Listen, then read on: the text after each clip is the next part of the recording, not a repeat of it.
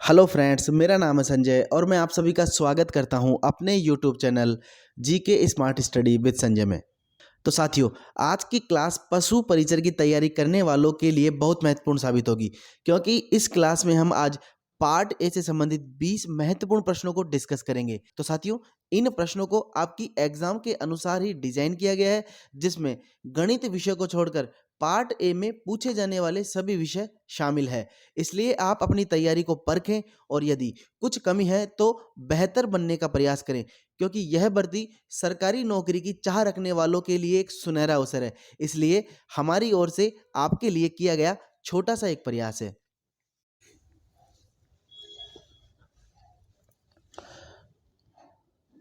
तो साथियों, शुरू करते हैं हमारे पहले प्रश्न से। हमारा पहला प्रश्न है, गाल्व ऋषि का आश्रम कहाँ स्थित है? हमें बताना है कि ऋषि गाल्व का आश्रम कहाँ स्थित है। तो हमारा राइट आंसर होगा ऑप्शन 4, जयपुर में। साथियों, अब बढ़ते हैं अगले प्रश्न में। रणकपुर मंदिर का मुख्य शिल्पी कौन था? हमें बताना है कि रणकपुर मंदिर का मुख्य शिल्पी कौन था। तो हमारा राइट आंसर होगा ऑप्शन सी, दीपा या देपाक। ठीक है ना साथियों? तो रणकपुर मंदिर का मुख्य शिल्पी कौन था? दीपा या देपाक। ठीक है ना? अब बढ़ते हैं आगे बढ़ते हैं साथियों। मालती माधव के चित्र किस चित्रकला शैली के हैं? तो हमें बताना है कि मालती माधव चित्र किस चित्रकला शैली से संबंध रखते हैं। तो हमारा राइट आंसर होगा ऑप्शन ए, मेवाड़ शैली से। साथियों, जो मालती माधव का जो चित्र है वह मेवाड़ शैली की एक उपशैली है साथियों, नाथ द्वारा शैली। ठीक है ना? तो नाथ द्वारा उपशैली का यह चित्र है, तो यह हमें ध्यान रखना है। ठीक है ना? यदि मेवाड़ शैली न देकर नाथ द्वारा शैली यहां पर दे देता तो हमारा राइट आंसर क्या होता? नाथ द्वारा शैली। ठीक है ना? अब बढ़ते हैं आगे। करणी माता का मेला एक वर्ष में कितनी बार बढ़ता है? साथियों, हमें बताना है कि करणी माता का मेला एक वर्ष में कितनी बार बढ़ता है। तुम्हारा राइट आंसर होगा ऑप्शन बी, एक वर्ष में 2 बार। साथियों, तुम्हारा राइट आंसर क्या होगा? एक वर्ष में 2 बार। साथियों, ठीक है ना? तो अब बढ़ते हैं अगले प्रश्न में। केंद्रीय सड़क परिवहन मंत्री नितिन गडकरी द्वारा हाल ही में राम सेतु रेलवे ओवरब्रिज का लोकार्पण किस जिले में किया गया? साथियों, हमें बताना है कि राम सेतु रेलवे ओवरब्रिज का लोकार्पण किस जिले में किया गया है। तुम्हारा राइट आंसर होगा ऑप्शन 3, बालोतरा में।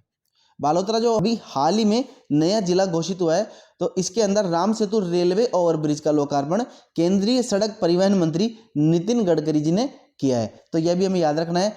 करंट का प्रश्न है, हमारे एग्जाम्स में इस तरीके से प्रश्न पूछा जा सकता है साथियों, तो यह भी हमें ध्यान रखना है। बढ़ते हैं अगले प्रश्न में। अगला प्रश्न हमारा, श्री अन्नपूर्णा रसोई योजना में राज्य सरकार द्वारा प्रति थाली कितना अनुदान दिया जा रहा है? साथियों, तो देखना, जो अन्नपूर्णा रसोई योजना है यह कांग्रेस सरकार ने चालू करी थी योजना। इसका नाम था इंदिरा। ठीक है ना? इंदिरा नाम था। अभी जो भाजपा सरकार जो नई बनी है राज्य में, उसने इसका नाम क्या कर दिया है? अन्नपूर्णा कर दिया है साथियों। ठीक है ना? तो यह हमें ध्यान रखना है कि जो इंदिरा रसोई योजना थी वही अन्नपूर्णा रसोई योजना बन गई है। अब इसमें क्या किया है इन लोगों ने, भाजपा सरकार ने क्या किया है, जो अनुदान की राशि कांग्रेस सरकार 17 रुपए दे रही थी, 17 रुपए दे रही थी, वहीं उसको बढ़ाकर कितना कर दिया है? 22 रुपए कर दिया है साथियों। ठीक है ना? तो यह हमें ध्यान रखना है कि जो अनुदान की राशि है वर्तमान में अब 22 रुपए अनुदान राशि दी जा रही है, जबकि 8 रुपए जो भोजन करने वाला व्यक्ति है वह आज भी 8 रुपए ही पे करेगा, और वह पहले भी 8 रुपए ही पे करता था। तो यह हमें ध्यान रखना है। केवल अनुदान की राशि बढ़ी है, और वह कौन पे करेगी? केवल राज्य सरकार पे करेगी साथियों। ठीक है ना? केवल राज्य सरकार पे करेगी। जो भोजन करने वाला व्यक्ति है उसे तो केवल आज भी 8 रुपए ही देने पड़ेंगे। ठीक है ना? तो यह हमें ध्यान रखना है। अब चलते हैं अगले प्रश्न में। देश के सबसे लंबे समुद्री ब्रिज अटल सेतु का उद्घाटन प्रधानमंत्री नरेंद्र मोदी द्वारा 12 जनवरी 2024 को किया गया, जिसकी लंबाई है, तो हमें बताना है कि अटल सेतु ब्रिज की लंबाई कितनी है। तुम्हारा राइट आंसर होगा ऑप्शन 4, 21.8 किलोमीटर। साथियों, जी हाँ, 21.8 किलोमीटर का जो ब्रिज है उसका अभी हाल ही में उद्घाटन किया गया है साथियों, और यह मुंबई को नवी मुंबई से जोड़ेगा साथियों। तो यह भी हमें ध्यान रखना है कि यह मुंबई को नवी मुंबई से जोड़ेगा, नवी मुंबई से जोड़ेगा साथियों। तो यह भी हमें ध्यान रखना है, ठीक है ना। अब बढ़ते हैं अगले प्रश्न में। कौन सा कूट सुमेलित नहीं है? तो हमें कूट दे रखा है, कूट को सुमेलित करना है। राजस्थान का एकीकरण वाला जो प्रश्न पूछा गया है, इसमें कूट का मिलान करना है। इसमें चरण दे रखे हैं, राजस्थान के एकीकरण के चरण दे रखे हैं, एक एक करके देखते हैं कौन सा कूट सही नहीं है। तृतीय चरण, तृतीय चरण 18 अप्रैल 1948। तो क्या तृतीय चरण 18 अप्रैल 1948 को हुआ था साथियों? तो जी हाँ बिल्कुल, तृतीय चरण 18 अप्रैल 1948 को हुआ था। उसके बाद में चतुर्थ चरण दे रखा है साथियों, चतुर्थ चरण 30 मार्च 1948 को हुआ था क्या? तो साथियों मैं आपको बता दूं, चतुर्थ चरण 30 मार्च को ही हुआ था, लेकिन जो यहाँ पर सन दे रखा है 1948, ये 1948 नहीं आएगा साथियों, 1949 आएगा। ध्यान रखना 1949 आएगा। आपको याददाश्ती के लिए मैं बता दूं, जो प्रथम चरण हुआ था, द्वितीय चरण हुआ था और जो तृतीय चरण हुआ था, यह 1948 में तीनों चरण हुए थे साथियों।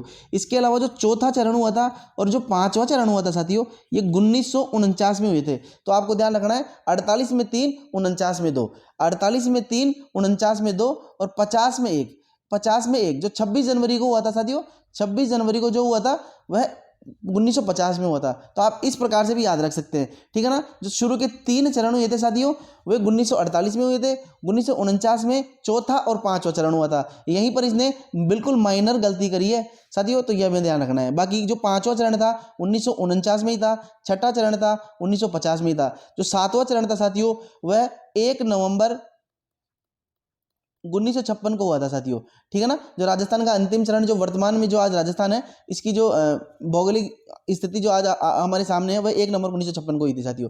तो यह भी हमें ध्यान रखना है, ठीक है ना। अब चलते हैं अगले प्रश्न में। सामाजिक सुधारक गोविंद गिरी से संबंधित असत्य कथन छांटिए साथियों। तो हमें बताना है कि सामाजिक सुधारक गोविंद गिरी से संबंधित असत्य कथन कौन सा है। तो एक एक कथन को हम देखेंगे। पहला कथन है हमारा, गोविंद गिरी का जन्म एक भील परिवार में हुआ था। तो क्या साथियों गोविंद गिरी का जन्म एक भील परिवार में हुआ था? तो साथियों यह कथन गलत है हमारा। गोविंद गिरी का जन्म भील परिवार में नहीं हुआ था साथियों, गोविंद गिरी का जन्म एक बंजारा परिवार में हुआ था, ठीक है ना। एक बंजारा परिवार में जन्म हुआ था गोविंद गिरी साहब का। तो ये हमें ध्यान रखना है। तो ये पहला कथन तुम्हारा गलत हो गया साथियों। आगे बढ़ते हैं। गोविंद गिरी के नेतृत्व में भील गतिविधियों का केंद्र बांसिया गांव था, जो कि डूंगरपुर में स्थित है। तो साथियों गोविंद गिरी ने भील गतिविधियां करी थी, ठीक है ना, भीलों के उत्थान के लिए कार्य किए थे, और केंद्र किसको बनाया था? बांसिया गांव को। तो साथियों मैं आपको बता दूं, जो बांसिया गांव है इसको केंद्र नहीं बनाया था। केंद्र किसको बनाया था? बेड़सा गांव को केंद्र बनाया था साथियों। कौन सा गांव को केंद्र बनाया था? बेड़सा गांव को केंद्र बनाया था साथियों। जो बांसिया गांव है इसमें तो गोविंद गिरी साहब का जन्म हुआ था साथियों, ठीक है ना। ये तो गोविंद गिरी साहब का जन्म स्थान है, जबकि केंद्र किसको बनाया था? केंद्र बनाया था साथियों, केंद्र किसको बनाया था? बेड़सा गांव को। तो यह भी हमारा कथन क्या हो जाता है? गलत हो जाता है। आगे बढ़ते हैं साथियों। पूंजाधीर जी गोविंद गिरी के प्रमुख शिष्य थे। तो पूंजाधीर जी क्या गोविंद गिरी के प्रमुख शिष्य थे? तो यह कथन हमारा एकदम सही है साथियों। पूंजाधीर जी कहते हैं गोविंद गिरी के प्रमुख शिष्य थे, तो यह कथन हमारा सही है। आगे देखते हैं। गोविंद गिरी ने 1883 में संप सभा की स्थापना की। यहां तक तो यह कथन सही है साथियों। आगे देखते हैं। जिसका प्रथम अधिवेशन 1884 में किया गया। तो क्या साथियों जो संप सभा की स्थापना 1883 में गोविंद गिरी जी ने की थी, जिसका प्रथम अधिवेशन 1884 में किया गया था क्या? बिल्कुल नहीं साथियों, यह भी कथन हमारा क्या है? गलत है साथियों, कथन गलत है हमारा। संप सभा की स्थापना 1883 में की गई थी साथियों, जिसका प्रथम अधिवेशन 1903 में किया गया था। अब इसका एक और आगे जाके एक और अधिवेशन होता है, वह होता है 1913 में साथियों। तो ध्यान रखना है, प्रथम अधिवेशन 1903 और द्वितीय अधिवेशन 1913। यहां से भी प्रश्न पूछे हुए हैं साथियों, तो यह भी आपको ध्यान रखना है, ठीक है ना। इसलिए हमारा जो असत्य कथन है वे कौन कौन से हो गए? 1, 2 और 4 साथियों। मिलान करेंगे तो 1, 2 और 4, क्योंकि तीसरा कथन हमारा सही था। तो हमारा राइट आंसर क्या होगा? ऑप्शन 3, ठीक है ना साथियों। इस तरीके के प्रश्न आपको देखने को मिलेंगे साथियों। अब चलते हैं अगले प्रश्न में। जयपुर के जयगढ़ किले के बारे में कौन सा कथन असत्य है? तो हमें देखना है कि जयपुर के जयगढ़ के किले के बारे में कौन सा कथन असत्य है। जयगढ़ किले के बारे में तो कथन पहला है हमारा, इसे सुदर्शनगढ़ भी कहा जाता है। तो क्या यह कथन सही है साथियों? इसे सुदर्शनगढ़ भी कहा जाता है। तो साथियों इसे सुदर्शनगढ़ नहीं कहा जाता है, इसलिए यह कथन हमारा गलत है। इसे क्या कहा जाता है? इसे तो रहस्यमयी दुर्ग कहा जाता है, रहस्यमयी दुर्ग, ठीक है ना साथियों। सुदर्शनगढ़ नहीं कहा जाता है साथियों, इसे तो रहस्यमय दुर्ग कहा जाता है। सुदर्शनगढ़ किसे कहा जाता है? सुदर्शनगढ़ तो नाहरगढ़ को कहा जाता है साथियों, नाहरगढ़ को कहा जाता है सुदर्शनगढ़, ना कि जयगढ़ को। तो यह कथन हमारा गलत हो गया। अब देखते हैं इसमें, अच्छा इसमें तो केवल एक ही कथन को निकालना था, तो ये पहला ही हमारा क्या हो जाएगा, गलत हो जाएगा। बाकी जय बाण तोप रखिए साथियों, तोप ढालने का कारखाना था साथियों। ईगल पहाड़ी पर है, तो ईगल पहाड़ी पर यह कथन भी सही है। तो हमें केवल असत्य को देखना था, तो वो हमें पहले में ही प्राप्त हो गया। अब चलते हैं अगले प्रश्न में। निम्न में से कौन सा मंदिर वल्लभ संप्रदाय का नहीं है? तो हमें बताना है कि कौन सा मंदिर वल्लभ संप्रदाय का नहीं है साथियों, ठीक है ना।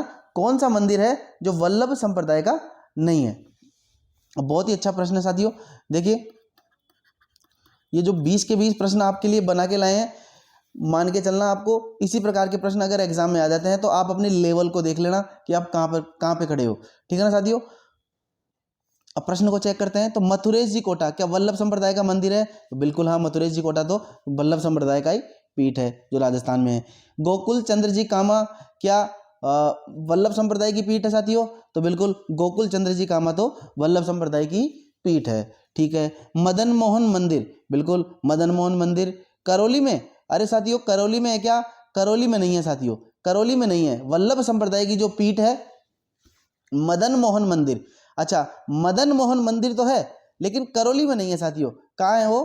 कामा में ही है साथियों। कहाँ है? कामाडीग में ही है।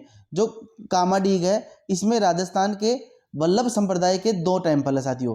कामा के अंदर 2 टेम्पल है, जिसमें एक मदन मोहन जी का भी है। जिसमें कौन सा है? एक मदन मोहन जी का भी है, ठीक है ना। तो यह हमें ध्यान रखना है। वल्लभ संप्रदाय के राजस्थान में कितनी पीठें हैं? 5 पीठें हैं साथियों। टोटल कितनी पीठें हैं?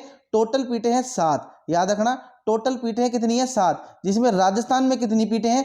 5 पीठें हैं, जिसके अंदर भी कामा में कितनी है? भरतपुर कामा, जो पहले भरतपुर जिले में पड़ता था, अब डीग जिले में पड़ता है, ठीक है ना। तो जो कामा उसमें दो वल्लभ संप्रदाय के टेम्पल है साथियों। पहला है मदन मोहन जी, दूसरा है गोकुल चंद्र जी। तो ये हमें ध्यान रखना है। अब ये मदन मोहन जी मंदिर क्या करौली में है क्या? तो साथियों मदन मोहन के नाम से एक मंदिर हमारा करौली के अंदर भी है। तो ये किस संप्रदाय का मंदिर है? अगर आपसे पूछ ले यह किस संप्रदाय का मंदिर है, तो मैं आपको यहीं बता देता हूं, ये गौड़ीय संप्रदाय का मंदिर है साथियों। गौड़ीय संप्रदाय के मंदिर हैं, और ये राजस्थान में तीन मंदिर है गौड़ीय संप्रदाय के। एक गौड़ीय संप्रदाय के राजस्थान में 3 मंदिर हैं। गोविंद देव जी जयपुर, गोपीनाथ जी जयपुर, मदन मोहन मंदिर करौली। जबकि मदन मोहन मंदिर कामा कर दे, यहां पर कामा कर दे तो किसका मंदिर हो जाएगा? वल्लभ संप्रदाय का मंदिर हो जाएगा साथियों, वल्लभ संप्रदाय का मंदिर हो जाएगा। यदि मदन मोहन मंदिर करौली कर दे तो किसका मंदिर हो जाएगा? गौड़ीय संप्रदाय का मंदिर हो जाएगा। तो ये चीजें हमें ध्यान रखनी है साथियों। चलते हैं अगले प्रश्न में। ये देखिए, बिजोलिया किसान आंदोलन से प्रश्न पूछा गया है साथियों। बिजोलिया किसान आंदोलन से संबंधित सत्य कथन हमें छांटना है। सत्य कथन को हमें छांटना है, तो एक एक कथन को हम पढ़ते हैं। बिजोलिया आंदोलन राव कृष्ण सिंह के समय प्रारंभ हुआ। तो इतना देखे, क्या बिजोलिया आंदोलन राव कृष्ण सिंह के समय प्रारंभ हुआ था क्या साथियों? तो यह कथन यहां तक तो सही है साथियों, यहां तक तो सही है। आगे देखो, जिन्होंने 1906 में चंवरी कर लगाया था। तो साथियों चंवरी कर तो लगाया था कृष्ण सिंह ने, चौरी कर तो लगाया था, तो यह बात भी सही है। तो क्या 1906 में लगाया था क्या? अब ये और देख लो साथियों, 1906 में लगाया था क्या? तो साथियों 1906 में नहीं लगाया था, आपकी जानकारी के लिए बता दूं, 1903 में लगाया था। तो यह कथन हमारा क्या हो जाएगा? गलत हो जाएगा। तो ये ध्यान रखना है। उसके बाद में ये कह रहा है, विजय सिंह पथिक ने बिजोलिया में जागृति के लिए मित्र मंडल की स्थापना की थी क्या? तो मित्र मंडल की स्थापना की विजय सिंह पथिक ने। विजय सिंह पथिक ने मित्र मंडल की स्थापना की थी क्या? तो विजय सिंह पथिक ने तो ऊपर मालपंच बोर्ड की और विद्या प्रचारणी सभा की इनकी स्थापना की थी, मित्र मंडल की नहीं की थी साथियों। तो यह भी कथन हमारा क्या है? गलत है, ठीक है ना। यह भी कथन हमारा क्या है? गलत है। तो हमें तो सत्य कथन को देखना है। तो सत्य कथन तो हमारा यह भी नहीं है। अच्छा, मित्र मंडल की स्थापना किसने की थी? तो साधु सीताराम दास थे, साधु सीताराम दास, ठीक है ना। साधु सीताराम दास थे, इन्होंने मित्र मंडल बनाया था साथियों बिजोलिया में। तो विजय सिंह पथिक ने नहीं बनाया, तो यह कथन भी गलत है। आगे देखो, रमा देवी के बारे में पूछ रहा है। रमा देवी ने बिजोलिया किसान आंदोलन में भाग लिया और गिरफ्तार हुई। तो ये तो जो महिला नेत्रियां थी उनमें रमा देवी बिजोलिया किसान आंदोलन में भाग लेने वाली थी। उनके अलावा जो अंजना देवी थी, माणिकलाल वर्मा की धर्मपत्नी थी, तो इन्होंने बिजोलिया किसान आंदोलन में भाग लिया था। यह सत्य घटना है, और एक गिरफ्तार भी हुई थी। तो यह कथन हमारा क्या है? एकदम राइट है। तो तीसरा कथन हमारा सही हो जाएगा। चौथा कथन देखते हैं, एजेजी रॉबर्ट हॉलैंड स्वयं 4 फरवरी 1922 को बिजोलिया आए थे। तो AGG Robert Holland, AGG Robert Holland Bijolia आए थे, यह कथन तो सही है कि 4 फरवरी 1922 को आए थे क्या साथियों, तो यह भी कथन बिल्कुल सही है साथियों, ये डेट भी बिल्कुल सही है। तो 4 फरवरी 1922 को बिजोलिया आए थे एजेजी रॉबर्ट हॉलैंड। एजेजी का क्या मतलब होता है, एजेंट टू गवर्नर जनरल, ठीक है ना साथियों। तो एजेजी कौन थे उस समय, रॉबर्ट हॉलैंड थे जो बिजोलिया आए थे। तो यह कथन भी हमारा सही है। हमें क्या देखना है, सत्य कथन। तो 3 और 4 हमारे इस प्रश्न के सत्य कथन है साथियों। मिलान करते हैं 3 और 4, तो थर्ड नंबर का जो हमारा ऑप्शन है वह हमारा राइट आंसर होगा। चलते हैं अगले प्रश्न में। इस प्रकार के प्रश्न आपको देखने को मिलेंगे साथियों। और ये देखिए कितना जबरदस्त प्रश्न आपके लिए बना के लाए हैं, सिर से पैर तक के इसमें सभी आभूषणों को इसमें शामिल किया है। और यदि ये प्रश्न आप कर देंगे तो साथियों मान के चलना आपकी तैयारी बेहद शानदार है और पशु परिचर बनने से आपको कोई रोक नहीं सकता, ठीक है ना साथियों। तो इस प्रश्न को आप चैलेंज के रूप में स्वीकार करें। तो देखिए साथियों इसमें महिलाओं के सिर से पैर तक के आभूषणों को क्रम में अपने को जमाना है।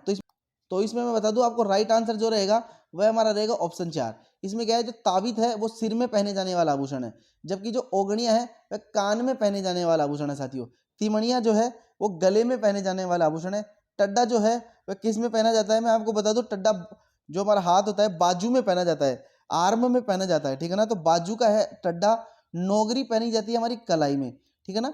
जो महिलाएं होती हैं जो कलाई में नौगरी नामक आभूषण को पहनती है। अरसी पहनी जाती है साथियों, जो हमारा हाथ होता है ना, हाथ होता है ना साथियों, तो हाथ के अंदर जो हमारा अंगूठा होता है, तो अंगूठा होता है ना साथियों, तो ये अंगूठे की अंगूठी है साथियों, ठीक है ना, महिलाएं धारण करती है।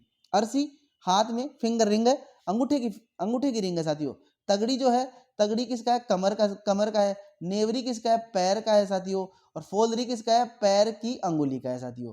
तो यह हमें ध्यान रखना है, ठीक है ना साथियों। तो यह हमारा सिर से पैरों तक का क्रम है, यह हमें ध्यान रखना है। अब चलते हैं अगले प्रश्न में। निम्नलिखित में से कौन से बालू का स्तूप प्रचलित पवन की दिशा के समानांतर विकसित होते हैं। तो हमें बताना है कि वे बालू का स्तूप कौन से हैं जो प्रचलित पवन की दिशा के समानांतर विकसित होते हैं। तो इसमें हमारा राइट आंसर होगा ऑप्शन 1 सीप नाम के बालू का स्तूप साथियों। तो हमें ध्यान रखना है कि सीप बालू का स्तूप जो है प्रचलित पवन की दिशा के समानांतर विकसित होते हैं। याद कर लेना, इंपॉर्टेंट प्रश्न है, रीट में पूछा गया प्रश्न था साथियों। ये ध्यान रखना, रीट में भी ये प्रश्न पूछा गया था, फिर से पूछ सकता है आपको, इसी को तोड़ मरोड़ के दूसरा प्रश्न पूछ लेंगे साथियों। तो ये हमें ध्यान रखना है। अब चलते हैं अगले प्रश्न में।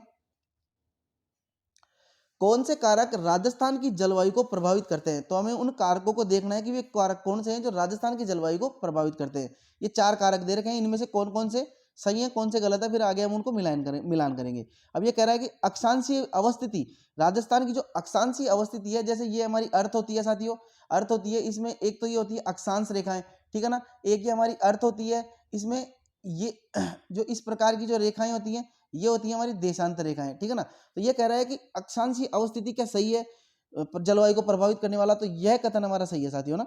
यह स्टेटमेंट बिल्कुल सही है, जो अक्षांशीय अवस्थिति है यह राजस्थान की जलवायु को प्रभावित करती है, न कि देशांतरीय अवस्थिति साथियों, ठीक है ना। तो यह हमें ध्यान रखना है। दूसरा आगे देखते हैं, अरब सागर से दूरी, कहने का मतलब है जो महासागरों से जो दूरी होती है क्या राजस्थान की जलवायु को प्रभावित करेगी। तो बिल्कुल राजस्थान जो महासागर है वो राजस्थान महासागरों से कितना दूर है, लगभग 400 किलोमीटर दूर है। अरब सागर से लगभग 400 किलोमीटर दूर है साथियों। क्योंकि इस प्रकार से यदि मैप में आपको इधर देखना पड़े तो एक तरफ आएगा बंगाल की खाड़ी, ठीक है ना, एक तरफ बंगाल की खाड़ी आती है, एक तरफ अरब सागर आता है, ठीक है ना। हमारा राजस्थान कहाँ है, हमारा राजस्थान ये रहा, राजस्थान का है हमारा ये रहा। तो यहाँ से जो दूरी रह जाती है 400 किलोमीटर की दूरी रह जाती है साथियों। क्योंकि जो महासागर के पास में होते हैं वहाँ पर एक तो जो वहाँ का जो वेदर होता है वहाँ पर बारिश होने की संभावना ज़्यादा रहती है साथियों। तो ये हमें ध्यान रखना है, ठीक है ना। एक कह रहा है उच्चावच विशेषताएं, तो राजस्थान में उच्चावच विशेषताएं क्या जलवायु को प्रभावित करती हैं क्या, तो राजस्थान में उच्चावच विशेषताएं प्रभावित करती है। तो यह कथन भी हमारा सही है। इसलिए हमारे कितने कथन सही हो गए, कथन 1 सही है, कथन 3 सही है, कथन 4 सही है, ठीक है ना। तो हमारा राइट आंसर होगा 1 3 4, युग्म हमारा बन रहा है ऑप्शन 3 में, तो हमारा ये राइट आंसर होगा। अब चलते हैं अगले प्रश्न में। अगला प्रश्न हमारा साथियों राजस्थान की पर्वत चोटियों से लेकर, ठीक है ना। तो राजस्थान की पर्वत चोटियों को ऊंचाई के बढ़ते क्रम में व्यवस्थित करना है साथियों। ऊंचाई के बढ़ते क्रम में कहने का मतलब है हमें छोटी चोटी से बड़ी चोटी की ओर जाना है, छोटी चोटी से बड़ी चोटी की ओर जाना है साथियों, ठीक है ना। तो हमें छोटी चोटी से बड़ी चोटी की ओर जाना है। तो हमारे पास गुरु शिखर है जो हमारी सबसे बड़ी चोटी है, अचलगढ़ है, कुंभलगढ़ है, तारागढ़ है। तो छोटी से बड़ी की ओर जाना है। तो हमारे इन 4 ऑप्शनों में से जो सबसे छोटी चोटी है उसका क्या नाम है, तारागढ़ है साथियों, ठीक है ना, तारागढ़ है। अब हम चलेंगे इससे बड़ी चोटी की तरफ, तो इससे बड़ी चोटी का क्या नाम है, तारागढ़ से बड़ी चोटी का नाम है हमारा कुंभलगढ़ साथियों, ठीक है ना, कुंभलगढ़। तो हमें ध्यान रखना है कि तारागढ़ से बड़ी चोटी कौन सी रहेगी हमारी, कुंभलगढ़ रहेगी साथियों।